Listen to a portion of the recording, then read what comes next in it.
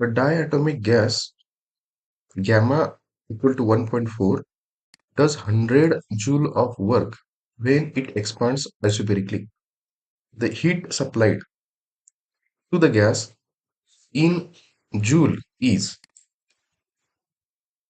Problem में क्या दिया है, एक डायटोमिक गैस है, गामा का वैल्यू हमको दिया है 1.4, बताया है कि 100 joule of work has done, और जो प्रोसेस हो वो आइसोबेरिक प्रोसेस है। सो आइसोबेरिक एक्सपेंशन हुआ है, तो हमको कैलकुलेट करना है हीट, मतलब क्यू हमको कैलकुलेट करना है, heat supply to the gas, ये क्वेश्चन में फाइंड करना है। गिवन क्या क्या है, गामा 1.4 दिया है, वर्क डन दिया है 100 जूल, और प्रोसेस बताया है, कौन सा प्रोसेस है, आइसोबेरिक एक्सपेंशन प्रोसेस है, मतलब जिधर प्रेशर कांस्टेंट रहता है। अभी relationship between molar heat capacity at a constant pressure and gas constant R, इन दोनों में क्या रिलेशन होता है, तो रिलेशन होता है CP is equal to gamma into capital R divided by gamma minus one.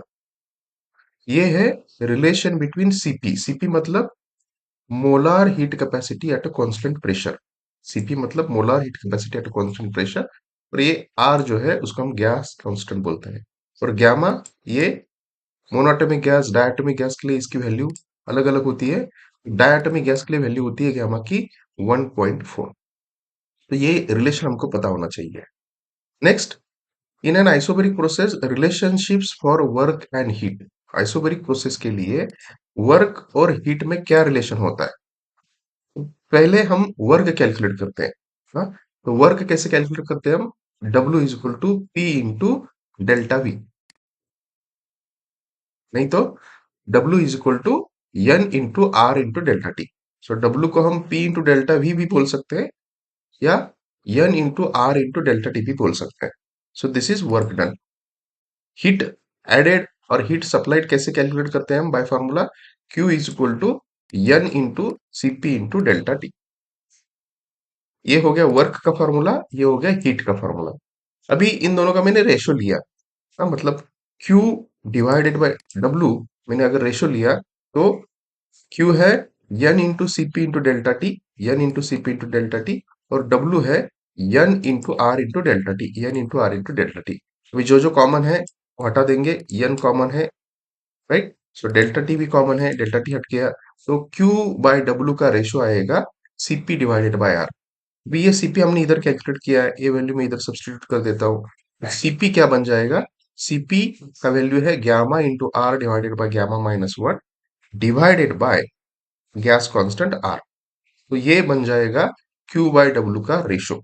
इधर भी आर और आर कॉमन है, वो हट गया, तो gamma divided by gamma minus one, ये अल्टीमेटली रेशो बन जाएगा हीट डिवाइडेड बाय वर्क का रेशो।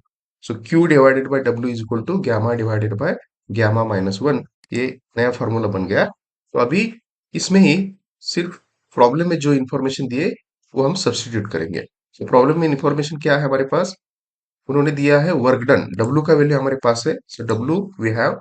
उसके बाद गैमा का वैल्यू उन्होंने दिया है डायटोमिक गैस के लिए, गैमा है 1.4, मैंने कैलकुलेट किया तो Q का आंसर आएगा 350 जूल।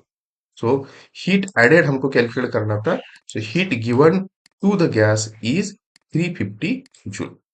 सो इस प्रॉब्लम में हमको वर्क डन का फॉर्मूला, हीट एडिशन का फॉर्मूला, और relationship between molar heat capacity at constant pressure, gas constant का रिलेशन पता होना चाहिए, तभी हम ये प्रॉब्लम सॉल्व कर सकते हैं। आई होप ये प्रॉब्लम आपको समझ में आया होगा और अच्छा लगा होगा। प्लीज चैनल को मेरे सब्सक्राइब करो, लाइक करो और शेयर करो। Thank you very much.